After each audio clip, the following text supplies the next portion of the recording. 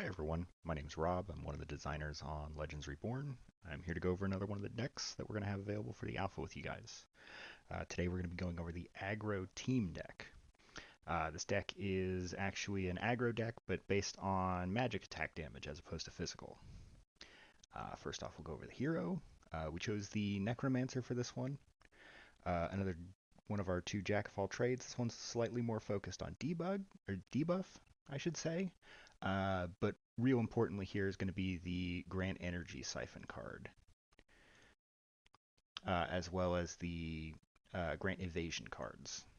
Those are going to give you the energy you need to play cards because all the magic attack in this is card based, as well as the survivability you need to make sure that your primary magic attackers stay alive. The area wide or the opponent team wide paralyze is also very useful. Let's go ahead and go into the main deck.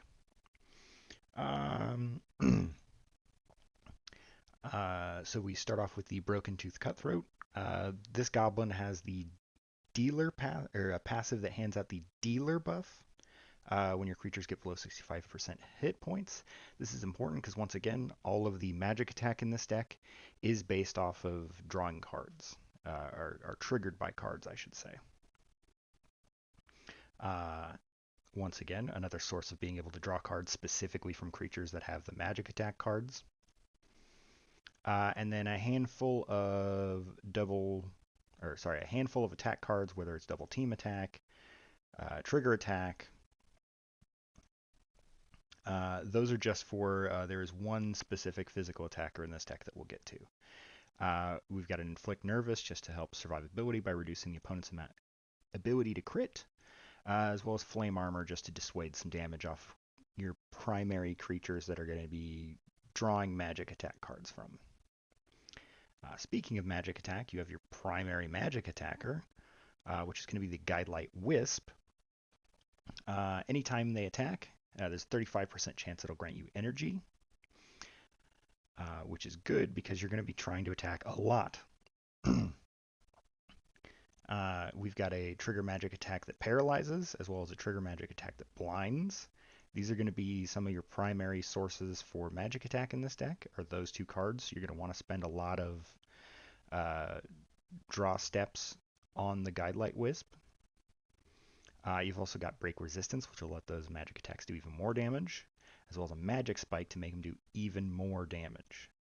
And then just to reduce the opponent's energy to kind of keep things like the Guidelight Wisp alive by reducing the number of cards and attacks they can play, a little bit of energy bleed.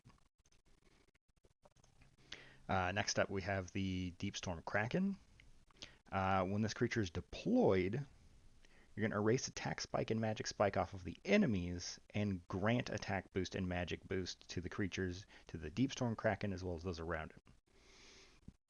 So that's another move where you're going to put out the Deep Storm Kraken probably after the Wisp, next to the Wisp, just to drain stuff off of the opponent and buff up the Wisp.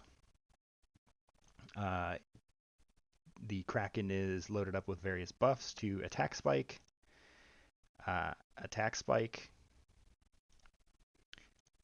magic spike for every enemy on the board, and just a general magic boost. The main physical attacker in this deck is actually going to be the Nitro Harvester. This is a scarecrow that when another friendly creature is attacked, it grants the Nitro Harvester Bravery, so it's somewhat of a tank, but also gains a huge attack spike. Because you'll be using a lot of your physical attacks with this guy, we've got more grant attack spike, another source of bravery just to keep a little bit of control over who gets hit since your magic attackers are vulnerable. Cripple, which just makes their drag attacks cost a little bit more, as well as a small heal and a physical attack. Last but not least, your other primary source of magic attack cards, some of the better ones actually, is the Wreck Diver Hippocamp, which grants energy. Once again, important because you're going to be playing cards to deal a lot of those magic attacks. And anytime an enemy creature is destroyed, you gain 10 energy. So specifically, Walking Dead Man will give you 1 attack for every negative status effect that they've piled up on one of your creatures, as well as just a general magic attack times 2.